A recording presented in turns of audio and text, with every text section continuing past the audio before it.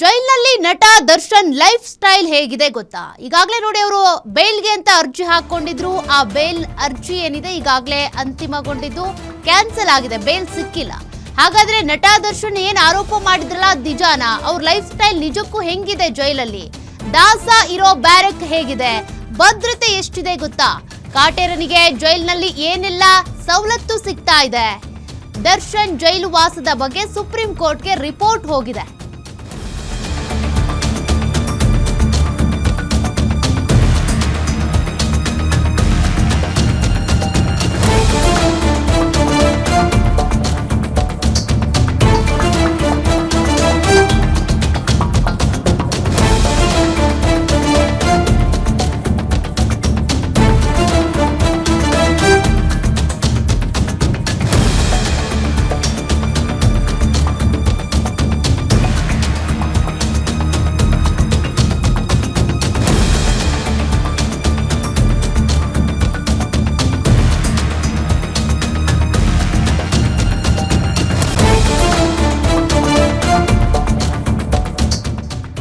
ಕಾಟೇರನಿಗೆ ಜೈಲಿನಲ್ಲಿ ಏನೆಲ್ಲ ಸವಲತ್ತು ಸಿಗ್ತಾ ಇದೆ? ದರ್ಶನ್ ಜೈಲು ವಾಸದ ಬಗ್ಗೆ ಸುಪ್ರೀಂ ಕೋರ್ಟ್ಗೆ ಕಂಪ್ಲೀಟ್ ರಿಪೋರ್ಟ್ ಅನ್ನ ಸಲ್ಲಿಕೆ ಮಾಡಲಾಗಿದೆ. ಕಾರಾಗೃಹ ಇಲಾಖೆ ವರದಿಯಲ್ಲಿ ಲೈಫ್ ಸ್ಟೈಲ್ ನ ಕಂಪ್ಲೀಟ್ ಡೀಟೇಲ್ಸ್ ಉಲ್ಲೇಖ ಆಗಿದೆ. ಜೈಲಿನಲ್ಲಿ ನಟ ದರ್ಶನ್ ಲೈಫ್ ಸ್ಟೈಲ್ ಹೇಗಿದೆ? ಭದ್ರತೆ ಹೇಗಿದೆ? ದಾಸ ಇರುವಂತ ಬ್ಯಾರಕ್ ಹೇಗಿದೆ ಗೊತ್ತಾ? ಹಾಗಾದ್ರೆ ಅದರ ಕಂಪ್ಲೀಟ್ ಡೀಟೇಲ್ಸ್ ಕೊಡ್ತೀವಿ. ಕಾಟೇರನಿಗೆ ಆ ಸವಲತ್ತಿಲ್ಲ, ಈ ಸವಲತ್ತಿಲ್ಲ ಅಂತಿದ್ರಲ್ಲ, ಗಾಳಿ ಬೆಳಕು ಬರ್ತಾ ಇಲ್ಲ, ಫಂಗಲ್ ಇನ್ಫೆಕ್ಷನ್ ಆಗ್ತಾ ಇದೆ, ನನಗೆ ಸಾಕಷ್ಟು ತೊಂದರೆ ಆಗ್ತಾ ಇದೆ ಅಂತ ದರ್ಶನ್ ಏನ್ ಆರೋಪ ಮಾಡಿದ್ರು, ಆ ರೀತಿ ಯಾವ ರೀತಿನೂ ಸಮಸ್ಯೆಗಳು ಅಲ್ಲಿ ಇಲ್ಲ. ಸುಪ್ರೀಂ ಕೋರ್ಟ್ಗೆ ಈಗ ಜೈಲಧಿಕಾರಿಗಳು ಇದಕ್ಕೆ ಸಂಬಂಧಪಟ್ಟಂತೆ ಪೂರ್ತಿ ಮಾಹಿತಿ ಕೊಟ್ಟಿದ್ದಾರೆ. ಸುಪ್ರೀಂ ಕೋರ್ಟ್ಗೆ ಕೊಟ್ಟಿರುವಂತ ಆ ವರದಿಯಲ್ಲಿ ಹಾಗಾದ್ರೆ ಏನೆಲ್ಲ ಇದೆ ಗೊತ್ತಾ?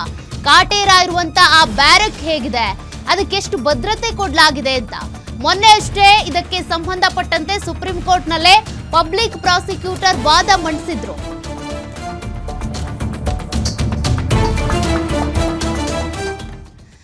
ದರ್ಶನ್ ಬ್ಯಾರಕ್ ನಲ್ಲಿ ಇದೆ ಕಾರ್ಪೆಟ್, ಕಂಬಳಿ, ಬೆಡ್ ಶೀಟ್, ಇಷ್ಟೆಲ್ಲ ಸವಲತ್ತು ಇದ್ರೂ ಕೂಡ ದರ್ಶನ್ ಹೇಳಿದ್ದು ಮಾತ್ರ ಏನೂ ಸವಲತ್ತು ಇಲ್ಲ ನನ್ಗೆ ಅಂತ.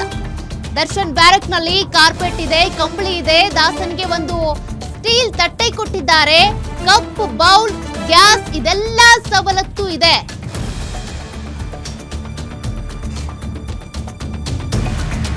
ಗಾಳಿ ಬೆಳಕು ಇರುವಂತ ಬ್ಯಾರಕ್ ನಲ್ಲಿ ದರ್ಶನ್ ವಾಸ್ತವ್ಯ. ಗಾಳಿ ಇಲ್ಲ, ಬೆಳಕಿಲ್ಲ ಅಂತಿದ್ರು ದರ್ಶನ್, ಆದ್ರೆ ನಿಜಕ್ಕೂ ಅವರಿಗೆ ಕೊಟ್ಟಿರುವಂತ ಮೂಲಭೂತ ಸೌಕರ್ಯಗಳು ಏನೇನ್ ಗೊತ್ತಾ?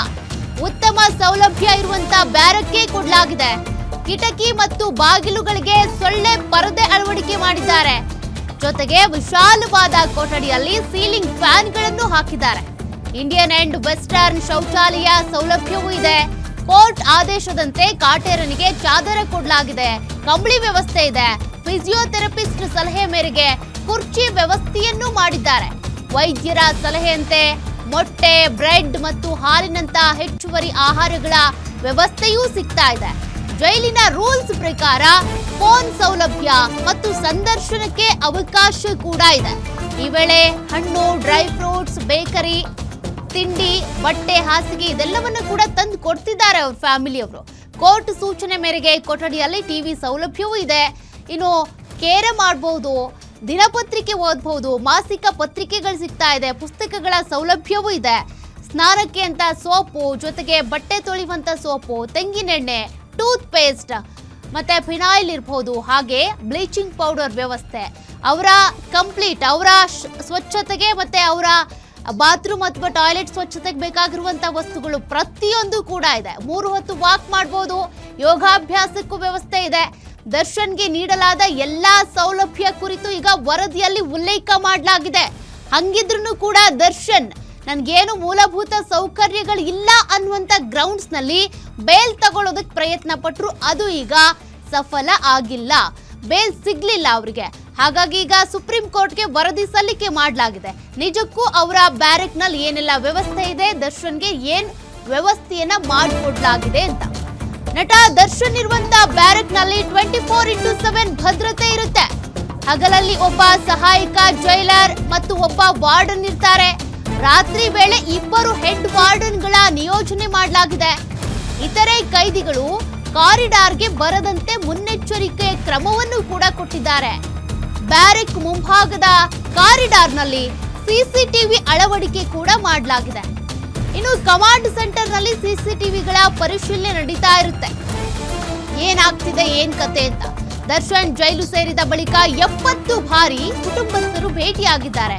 73 ಬಾರಿ ಫೋನ್ಗಳ ಕರೆಗಳ ಸೌಲಭ್ಯ ಕೂಡ ನೀಡಲಾಗಿದೆ. 73 ಬಾರಿ ಅವ್ರ ಫೋನಲ್ಲಿ ಮಾತನಾಡಿದ್ದಾರೆ.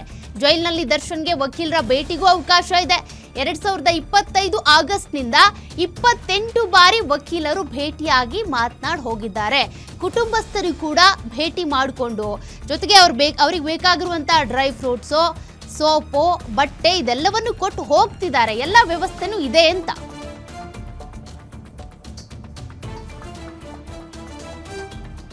ಮತ್ತಷ್ಟು ಡೀಟೇಲ್ಸ್ ಕೊಡ್ತಾರೆ ನಮ್ಮ ಪ್ರತಿನಿಧಿ ಅಜಯ್ ಕುಮಾರ್. ದರ್ಶನ್ಗೆ ಇಷ್ಟೆಲ್ಲ ಫೆಸಿಲಿಟೀಸ್ ಇದ್ರೂ ಕೂಡ ಫೆಸಿಲಿಟೀಸ್ ಸಿಗ್ತಾ ಇಲ್ಲ ಅನ್ನುವಂಥ ಗ್ರೌಂಡ್ಸ್ ನಲ್ಲಿ ಬೇಲ್ ತೆಗೆದುಕೊಳ್ಳೋದಕ್ಕೆ ಅಂತ ಪ್ರಯತ್ನ ಪಟ್ಟರು. ಅದೀಗ ವಿಫಲ ಆಗಿದೆ. ಬಟ್ ಇದು ಮುಂದಿನ ದಿನಗಳಲ್ಲಿ ಯಾವ ರೀತಿಯಾಗಿ ಎಫೆಕ್ಟ್ ಆಗುತ್ತೆ ಅಂತ ದರ್ಶನ್ ಕೇಸ್ನಲ್ಲಿ?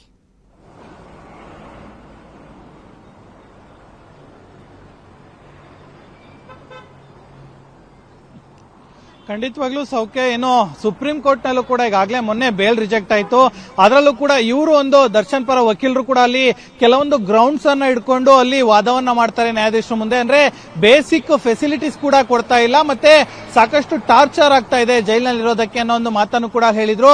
ಸೊ ಹೀಗಾಗಿ ಆ ಕೋರ್ಟ್ ಕೂಡ ಕೇಳಿತ್ತು ಒಂದು ವರದಿಯನ್ನ ಕೊಡಿ ಅಂತ ಹೇಳಿ. ಸೊ ಹೀಗಾಗಿ ಆ ಒಂದು ವರದಿಯನ್ನು ಕೂಡ ಈಗಾಗಲೇ ಜೈಲಿನ ಸಿಬ್ಬಂದಿಗಳು ಕೂಡ ರೆಡಿ ಮಾಡಿರುವಂತದ್ದು. ಅದರಲ್ಲೂ ಕೂಡ ಪ್ರಮುಖವಾಗಿ ಹಿರಿಯ ಅಧಿಕಾರಿಗಳು ಹೇಳಿರುವ ಕೆಲವೊಂದು ಮಾರ್ಗದರ್ಶನದ ಮೇಲೆ ಈಗಾಗಲೇ ಈ ಒಂದು ಗ್ರೌಂಡ್ಸ್ ಅನ್ನ ಇಟ್ಕೊಂಡು ಈಗಾಗಲೇ ವರದಿಯನ್ನು ಕೂಡ ಕೊಟ್ಟಿದ್ದಾರೆ.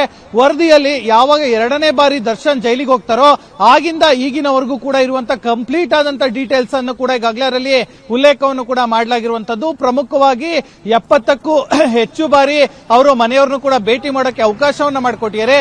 70ಕ್ಕೂ ಹೆಚ್ಚು ಬಾರಿ ಅಲ್ಲಿ ಜೈಲಿನಿಂದ ಕರೆ ಮಾಡೋದಕ್ಕೂ ಕೂಡ ಅಂದ್ರೆ ಜೈಲಿನಲ್ಲಿರುವಂತಹ ಲ್ಯಾಂಡ್ ಲೈನ್ ಇಂದ ಕರೆ ಮಾಡೋದಕ್ಕೆ ಅವಕಾಶ ಮಾಡಿಕೊಡಲಾಗಿದೆ. 28ಕ್ಕೂ ಹೆಚ್ಚು ಬಾರಿ ವಕೀಲರನ್ನ ಭೇಟಿ ಮಾಡಿದ್ದಾರೆ. ಹೀಗೆ ಪ್ರತಿಯೊಂದು ಅಂಶವನ್ನು ಕೂಡ ಈಗಾಗಲೇ ಆ ವರದಿಯಲ್ಲೂ ಕೂಡ ಈಗಾಗಲೇ ಸೇರಿಸಿದ್ದಾರೆ ಅನ್ನೋ ಮಾಹಿತಿ ಕೂಡ ಇರುವಂತದ್ದು.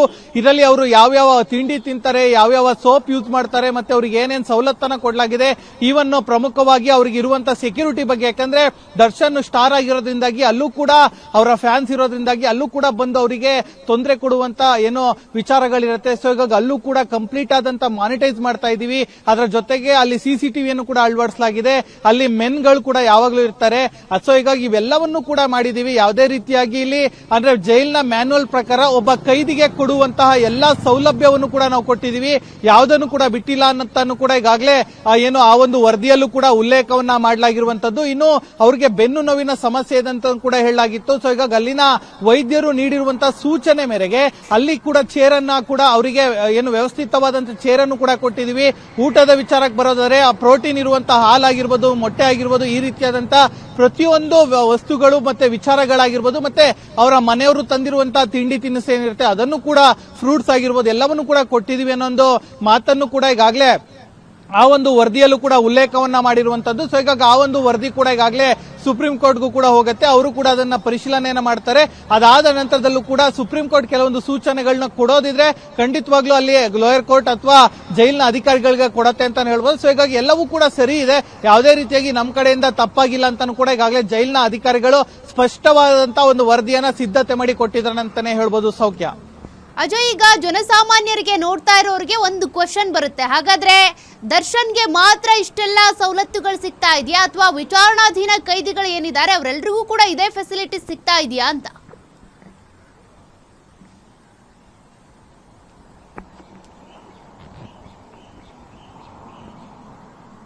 ಖಂಡಿತವಾಗ್ಲೂ ಇಲ್ಲಿ ಯಾವುದೇ ರೀತಿಯಾಗಿ ಯಾರೇ ವಿಚಾರಣಾಧೀನ ಕೈದಿಗೆ ಏನೇನು ಸವಲತ್ತು ಸಿಗಬೇಕೋ ಅದೆಲ್ಲವೂ ಕೂಡ ಸಿಗತ್ತೆ. ಇಲ್ಲಿ ನಟ ದರ್ಶನ್ ಅಂತ ಆಗಿರ್ಬೋದು ಅಥವಾ ಇನ್ನೊಬ್ಬ ವಿಚಾರಣಾಧೀನ ಕೈದಿ ಅಂತ ಹೇಳಿ ಬರೋದಿಲ್ಲ. ಯಾಕಂದ್ರೆ ಇವ್ರು ಜೈಲ್ ಮ್ಯಾನ್ಯುಯಲ್ ಅಲ್ಲಿ ಏನಿರುತ್ತೋ ಅದನ್ನ ಕೊಡ್ಲೇಬೇಕಾಗತ್ತೆ. ಇಲ್ಲಾಂದ್ರೆ ಅವ್ರು ಅದನ್ನ ಚಾಲೆಂಜ್ ಮಾಡು ಕೂಡ ಅದು ಸಂಬಂಧಪಟ್ಟಂತ ಕೋರ್ಟ್ಗೂ ಕೂಡ ಹೋಗ್ಬೋದಾಗತ್ತೆ. ಸೊ ಹೀಗಾಗಿ ಆ ಒಂದು ಚಾನ್ಸ್ ನ ಜೈಲಿನ ಅಧಿಕಾರಿಗಳು ತಗೊಳ್ಳೋದಿಲ್ಲ. ಯಾಕಂದ್ರೆ ಅವ್ರಿಗೆ ಕೊಡಬೇಕಾದಂತ ಸವಲತ್ತನ್ನ ಪ್ರತಿಯೊಂದನ್ನು ಕೂಡ ಒದಗಿಸ್ತಾರೆ. ಮತ್ತೆ ಅವರಿಗೆ ಈಗಾಗಲೇ ಹಿರಿಯ ಅಧಿಕಾರಿಗಳು ಕೂಡ ವ್ಯಾಯಾಮ ಕೂಡ ಮಾಡ್ಬೇಕು ನೀವು ನೀವು ಅನ್ನೋ ಒಂದು ನಿರ್ದೇಶನವನ್ನು ಕೂಡ ಕೊಟ್ಟಿದ್ದಾರೆ ಅಂತ ಕೂಡ ಹೇಳಲಾಗ್ತಿರುವಂತದ್ದು. ಯಾಕಂದ್ರೆ ಅವರು ಕೂಡ ಕೆಲವೊಂದು ಸಣ್ಣ ಪುಟ್ಟ ಸಮಸ್ಯೆಗಳಿಂದ ಬಳಲ್ತಾ ಇರೋ, ಬೆನ್ನು ನೋವಾಗಿರ್ಬೋದು, ಕಾಲು ನೋವಾಗಿರ್ಬೋದು, ಹೀಗೆ. ಸೊ ಹಾಗಾಗಿ ಅಲ್ಲಿರುವಂತಹ ಅಧಿಕಾರಿಗಳು ಕೂಡ ಕೆಲವೊಂದು ಇನ್ಸ್ಟ್ರಕ್ಷನ್ಸ್ ಕೂಡ ಕೊಡ್ತಾರೆ. ಅದು ತಗೊಳ್ಳೋದು ಬಿಡುವಂತದ್ದು ಅಲ್ಲಿರುವಂತ ಕೈದಿಗಳಿಗೆ ಬಿಟ್ಟಂತ ವಿಚಾರ ಆಗತ್ತೆ. ಆದ್ರೆ ಇಲ್ಲಿ ಯಾವುದೇ ರೀತಿಯಾಗಿ ಬೇರೆ ಕೈದಿಗಳಿಗೆ ಹೀಗೆ ಮತ್ತೆ ದರ್ಶನಿಗೆ ಮಾತ್ರ ಹೀಗೆ ಅಂತ ಎಲ್ಲೂ ಕೂಡ ರೂಲ್ಸ್ ಇರೋದಿಲ್ಲ. ಜೈಲ್ನ ಮ್ಯಾನ್ಯುವಲ್ ಪ್ರಕಾರ ಏನೇನ್ ಕೊಡಬೇಕು ಅದೆಲ್ಲವನ್ನು ಕೂಡ ಕೊಟ್ಟಿದೀವಿ ಅನ್ನೋದನ್ನು ಕೂಡ ಈಗಾಗಲೇ ಉಲ್ಲೇಖವನ್ನು ಕೂಡ ಮಾಡಿದ್ರೆ, ಅದಕ್ಕೆ ಪೂರಕವಾದಂತಹ ಡಾಕ್ಯುಮೆಂಟ್ಸ್ ಅನ್ನು ಕೂಡ ಈಗಾಗಲೇ ಕೋರ್ಟ್ ಕೂಡ ಸಬ್ಮಿಟ್ ಮಾಡಿರ್ತಾರೆ. ಸೊ ಹೀಗಾಗಿ ಕೋರ್ಟ್ ಕೂಡ ಅದೆಲ್ಲವನ್ನು ಕೂಡ ಆಲಿಸುತ್ತೆ. ಆ ಕೋರ್ಟ್ ಕೂಡ ಏನಾದ್ರು ಇನ್ಸ್ಟ್ರಕ್ಷನ್ಸ್ ಕೊಡೋದಿದ್ರೆ ಏನು ಜೈಲ್ನ ಅಧಿಕಾರಿಗಳಿಗೂ ಕೂಡ ಕೊಡುತ್ತೆ, ಇಲ್ಲ ಲೋಯರ್ ಕೋರ್ಟ್ಗೂ ಕೂಡ ಹೇಳುತ್ತೆ. ಸೊ ಹೀಗಾಗಿ ಮುಂದಿನ ದಿನಗಳಲ್ಲಿ ಇನ್ನು ಯಾವ ರೀತಿಯಾದಂತಹ ತಕರಾರನ್ನ ಇವ್ರು ತೆಗಿತಾರೆ ಅಂತ ನಾವು ಸಹ ಕಾದ್ ನೋಡ್ಬೇಕಾಗಿರುವಂತದ್ದು. ಸೌಖ್ಯ. Okay, thank you Ajay ಡೀಟೇಲ್ಸ್ಗೆ.